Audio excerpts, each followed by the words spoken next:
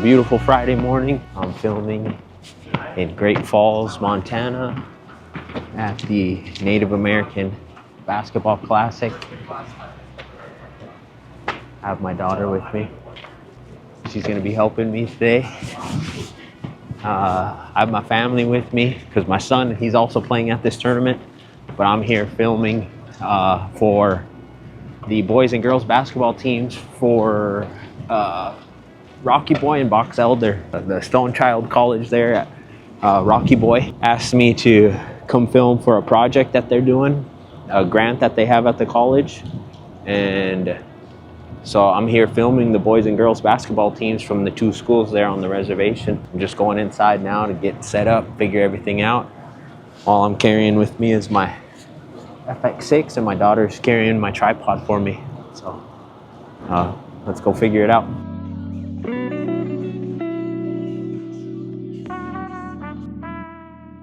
So for a little background on this project, I'll be putting together a short highlight video for a grant that they have at the tribal college there in Rocky Boy. And the grant involves high school students, mostly juniors and seniors, I think, mentoring some of the underclassmen. It doesn't really have much, the project doesn't have much to do with basketball or the games that are going on here. But rather it's just that most of the students that are involved in the grant they'll all be in one place here. So it was kind of an opportune time to get a chance to interview some of them and talk about the project that they're involved with. And so that's why I'm here this weekend.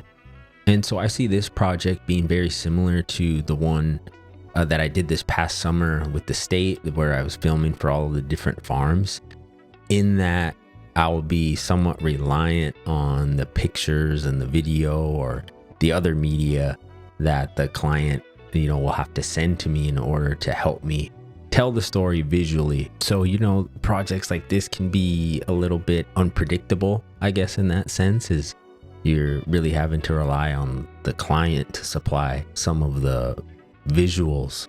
And I'm the type of person where I like to know what I'm getting into. I like to know what I have to work with before I start. So I think it'll turn out all right. Nonetheless, I'm intent on doing this job here to the best of my abilities.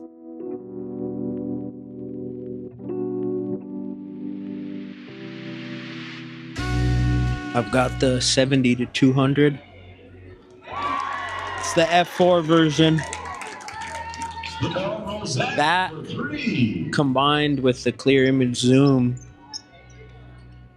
on the FX6 gives me the range that I think I need.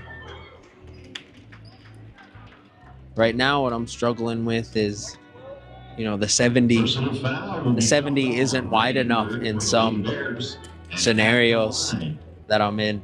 It's going to be Eagle Speaker 4 around Lady Eagles. But I did bring my NX800. And so I want to try that out, but I think I'm going to wait until the next session, because my wife will be there with me, so she can help keep an eye on my stuff. I didn't want to bring too much gear in because I just got my daughter with me. And so the next session, I'm going to try out that camera. But right now, the 70 to 200 seems to be working pretty good. I think it's given me the reach that I need. Right now, I'm just trying to come up with some creative angles.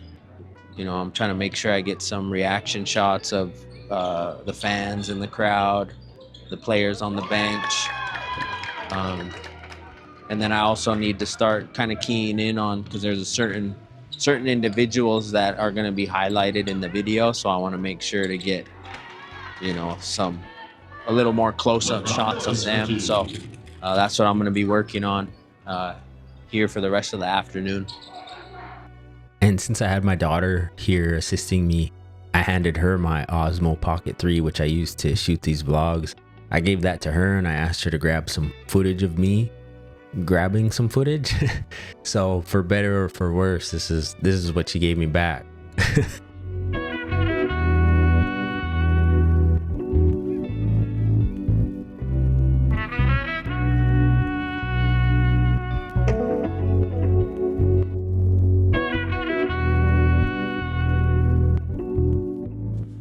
right, so it's the next morning. Just went and picked up some coffee. So last night in the second session of the games, I forgot my Osmo Pocket 3. I accidentally left it in the car, so I didn't get too much. Actually, I didn't get any real footage of myself working. But I was able to talk to the person that I'm doing the video for, and they were able to tell me, kind of key me in on which players I needed to highlight and kind of get footage of. So I was able to do that. My wife and my family came with me because my son was also playing last night. So I was able to bring a little bit more of my gear. I brought 2 cameras in with me and a tripod. That's all I really took. I didn't have any lights or anything. I tried to keep it as minimal as possible. With the FX6, I used this 70 to 200, like I mentioned earlier. And I also had my 35, but I didn't use that quite as much. I used that in like one situation. And then for the second camera, I brought the new camcorder that I got, the Sony NX800, and I really wanted to test that out just because of the zoom capabilities on that. And since I have the 70 to 200, I have the F4 version. So on the NX800, when I'm zooming in, it goes from, I think at its widest, it's 2.8. And when it zooms in at 480, which is its tightest, it's f4.5. And then you can also do the clear image zoom, which will get you, another times 1.5. So I think you can go with the NX800 a 24 to, I think it's a 720, which is really handy in certain scenarios. And that's why I bought the camera, because there are certain instances where I need that extra zoom range.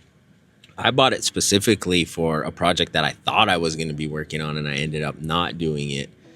But I often go to, we have a buffalo ranch up near where I live, and we have buffalo roaming around, and sometimes you can drive up to them, but you can't get too close, obviously. And that's why I wanted the zoom on the NX800 to get, really close shots of some buffalo. But I ended up not working on that project, so I haven't used the camera as much until last night. I've tested it a little bit. The S-Log3, in certain scenarios, it seems like it looks a little noisy to me. I've tested it out, but that was in some low light, instances. Last night, it was pretty bright in the gym. It was really bright, actually. And so low light wasn't a problem. I don't think I'll have any problem with any noise on it. And so I'm really curious. I want to see how the 2 cameras match up in post, because they're both S-Log3, so they should be able to, color correct pretty closely. I don't think any 2 cameras are perfect, even if they're the same brand. I have a FX6 and an FX30, and sometimes I have a tough time making sure the colors match on both cameras. But that's what I'm looking forward to. I want to see how well the 2 cameras match. The S-Cinetone looks, I've seen footage online. The S-Cinetone looks really good on it. If I was, and that was one thing I bought the camera for too, is I sometimes do like small live streaming things for different people. And if I had to do a live stream with the NX800, I would definitely put it in S-Cinetone and not put any LUTs over the top on, your broadcasting software. So, but yeah, today I have, I think I was going to get some aerial shots of the school where the games are taking place, maybe of the city here in Great Falls. I have to get a couple interviews with some people this afternoon. That's going to drive the narrative of the video. And then today is day 2 of the games. It's nice I don't have to do as many games today, because 2 of the teams that I'm shooting for are actually playing each other. So I get to kill 2 birds with 1 stone with that game. So yeah, I think I'm going to go inside. I've uploaded the footage. I think I'm going to throw a couple clips into Final Cut, see how they color correct, and then just kind of review the footage and take notes and try and improve on anything that I think needs to be improved on for today's games. I checked out the footage. I wanted to see how well the FX6 and the NX800 paired up with each other. So here I'll show you 4 clips, 2 from each camera, and let me know if you can guess the cameras correctly.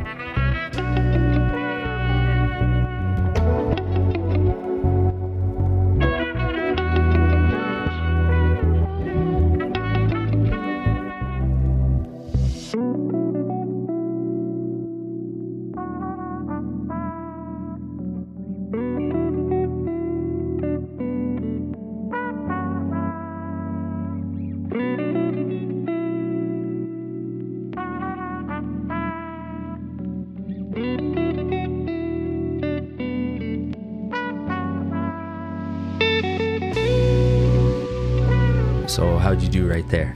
I thought that they looked pretty good next to each other. I didn't think that there was any too much of a discernible difference. If you guessed right, what do you think? Do you think they pair well together? I liked using them in tandem with one another, and I think to the average person, they wouldn't be able to discern one camera from the other. So I think they work well together. So the second night involved me interviewing a handful of the students, and I opted to go with a man on the street type of interview. And honestly, I'm probably not going to win any awards for these shots, but they get the job done and they help tell the story that we're trying to communicate, and ultimately that's what matters. My thoughts on the NX800 in a real world scenario. It's definitely a beast of a B cam, in that it's so valuable to me in different scenarios. Like I mentioned earlier, I bought this camera at the time that I did because I thought I had a project coming up that it would have been really useful for, but the project fell through, and it was like a 10K project. I think they just didn't want to pay that, which is fine. It actually helped me out at the time because I was so busy last fall editing my project with all of the different farms. I just had so much on my plate that, this would have been a 2-week project. It might have been a blessing that I didn't work on it, because I would have been so stressed trying to finish those 11 videos. But in all honesty, I probably could have waited to purchase the NX800 just because I didn't really put it to use until a couple months after I bought it. But now that I have it, and I have indeed put it to use, it's a great B cam to have. And that was always my goal for it. I wasn't looking for it to replace my FX6 or to use it as my main cam. I feel it's too limited for that. But for a B cam or even a C cam, it fits so nicely into my workflow. For example, here in a big gym, the reach of the zoom lens was so nice to have. The form factor is great too. It's very similar to the FX6, and I'm talking about like button wise and how everything is laid out. So I think I may do a separate video listing all the reasons why I picked up the camera, because I envision, various types of projects where the camera would be a great fit. So let me know if you think that's something you might be interested in. And I just realized as I was editing this vlog that I didn't really show the NX800 at all. Other than the clips that I've showed that I shot with it.